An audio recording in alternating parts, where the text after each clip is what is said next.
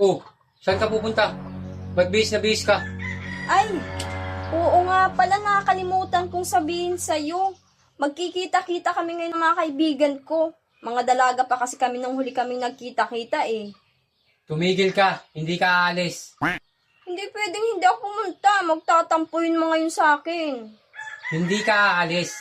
Ako nga, hindi mo pinayagan ng reunion namin. Tapos ikaw aalis ka. Ano ka, siniswerte? Payagan mo na ako. Bakit pa gusto mong pumunta doon, ha? Alam mo kung bakit? Bakit? Kasi ibabalita ko sa kanila na ang gwapo-gwapo ng napangasawa ko.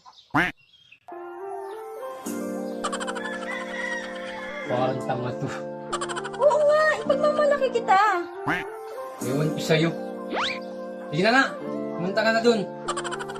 Ay, teka. May pera ka ba? Wala nga eh. Oh, ito. 5K.